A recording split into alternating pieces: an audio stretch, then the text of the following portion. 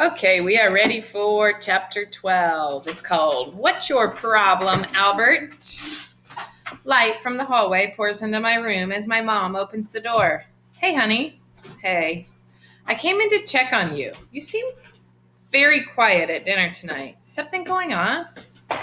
Mean kids at school. Oh, Allie Bug, I'm sorry you had to put up with that. What happened? Well, the kids who were mean? Yeah. I was kind of one of them. Oh, she says with a sigh. I'm surprised by that, Allie. Tell me what happened. Those girls that came into Peterson's that time? Well, they asked me to have lunch with them. I sat at their table, but then they started being mean to this kid named Albert about his clothes. I look up into her eyes, and I went along with it. I feel so bad about it. My mom brushes my forehead with her fingertips. You're not a little girl anymore, Allie, so it's not too soon to decide what kind of person you want to be. Of course, I know what kind of person you are, and I love you for it. She kisses me on the forehead. You made a mistake. Everyone does. Just do your best to make it right. That's all. The words, I'm sorry, are powerful ones. Yeah, okay, I'll make it right with him. That's my girl, she says, kissing my forehead one more time before leaving. The next morning at school, I'm wondering how I can make things right with Albert. I'm drawing a pigeon wedding in my sketchbook. I didn't know that Keisha was standing behind me. You drew that? I moved my arm to cover it. Why would you cover it? If I could draw like that, I'd put a commercial on TV about it. Thanks, I mumble. I don't know why I'm embarrassed, but I am. Keisha sits in her chair as I stare at her head full of thin braids, thinking it must take 3 days to do all that. They're so beautiful. I just love it. Not like my boring hair that just hangs there. I reach out to touch her hair. She turns toward me all of a sudden. What are you doing? Sorry, there was a mosquito.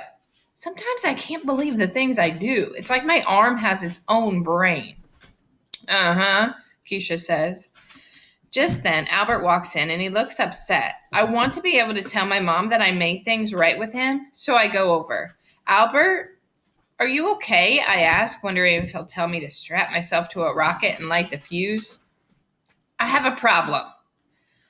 I'm sorry about the cafeteria thing, I blurt out. His eyebrows rise. That didn't bother me. No need to apologize. It didn't bother you at all to have a table full of people make fun of you? You're kidding. Why would I be kidding? Can it be that he really doesn't care what people think of him? We just stare at each other. If that didn't bother him at all, and this new problem really does, then it must be really bad. Maybe it has to do with the bruises he has all the time. Can I help? I ask. No offense, but I don't really think so. Okay, I mumble. It's just a problem that I can't get out of my head. I feel like I won't be able to relax until I find an answer. Do you want to talk about it? I know sometimes when I have a problem, I talk it out with my brother or mom. Even if I don't find an answer, I feel better anyway. Well, I wait. I've just been wondering. If an insect is flying inside a moving train car, is it traveling faster than the train itself?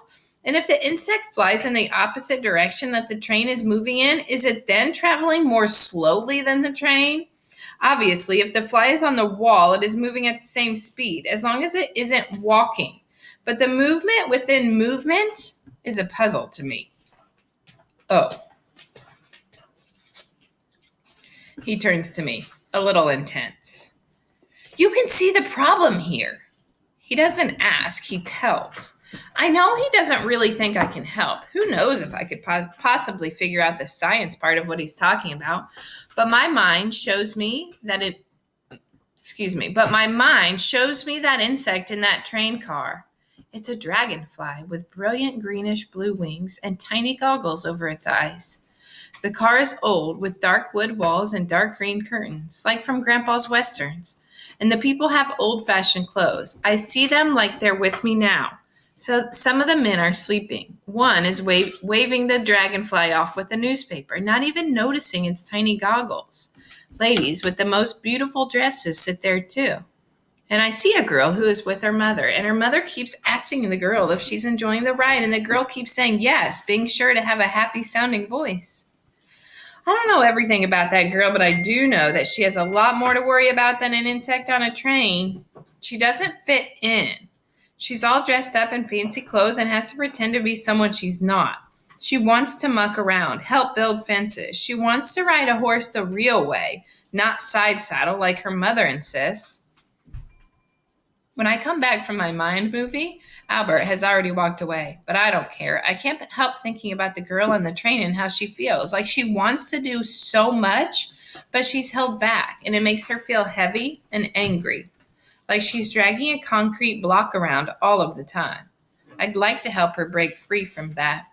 Chapter 13 is called Trouble with Flowers. It's the night of the holiday concert when we sing about Santa and dreidels and Kwanzaa. The best part is getting a new dress. I stand in front of a mirror looking at my dress and my first shoes with a heel on them. Thinking about the shopping day I had with my mom. We even went to A.C. Peterson's for lunch. I liked how she stayed with me in a booth instead of having to go wait on other people. I love to sing, but I don't like our music teacher, Mrs. Muldoon. Max calls her minefield Muldoon because she never can tell when she'll blow up over something. Oliver calls her that too, but he acts it out by leaping into the air and yelling, Muldoon, as he lands on the floor and rolls. He doesn't stop, though. He goes from a roll right to his feet again, like a cat in a cartoon. Shay's making fun of Albert because his clothes don't fit. What's with the pants, Albert? She says. Did you get that outfit in the 3rd grade? Keisha whips around fast. Why do you always try to pull people down? She asks.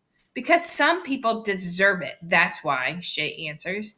Deserve to be pulled down? Really? Keisha asks. Albert straightens his tie, which is the only part of his outfit that fits. He's even wearing his sneakers with the backs cut out.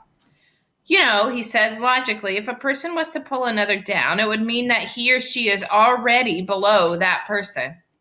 Keisha lets out a laugh so loud that Mrs. Muldoon shoots her a look. Keisha covers her mouth and tries to squelch the sound. That is perfect, Albert. Man, you really are a smart dude. She turns to Shay. You, on the other hand, are so low you could play tennis against a curb. Shay's eyes narrow, but before she can say anything, Mrs. Muldoon appears and tells us to line up.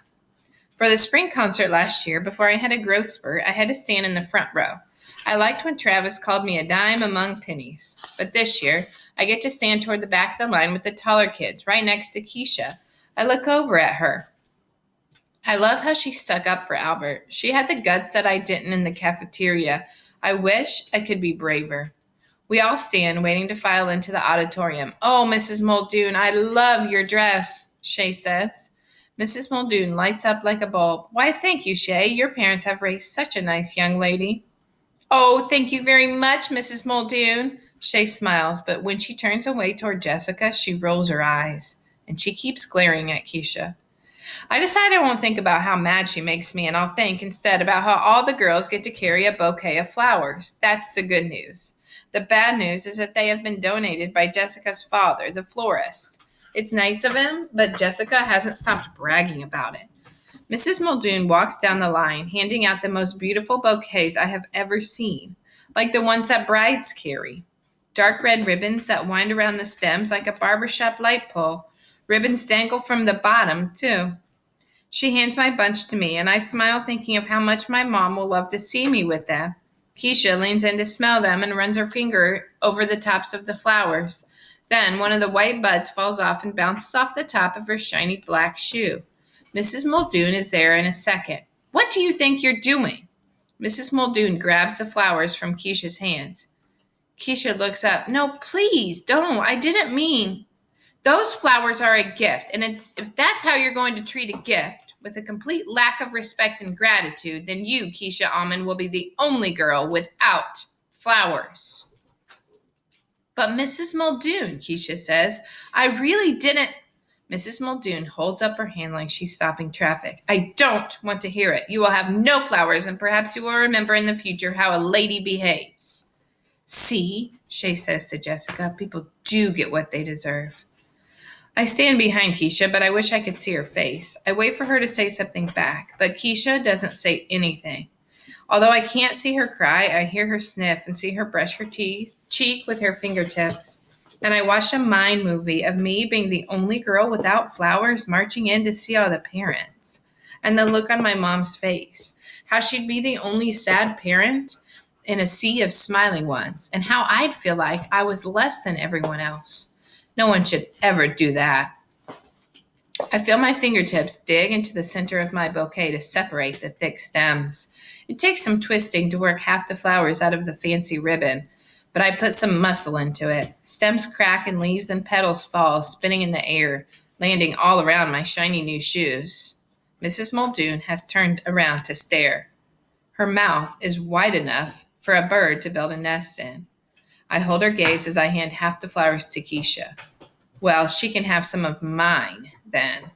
In the end, neither of us had the flowers when we walked into the auditorium, but we had bigger smiles than anyone else. Next chapter is called Boxed In and Boxed Out.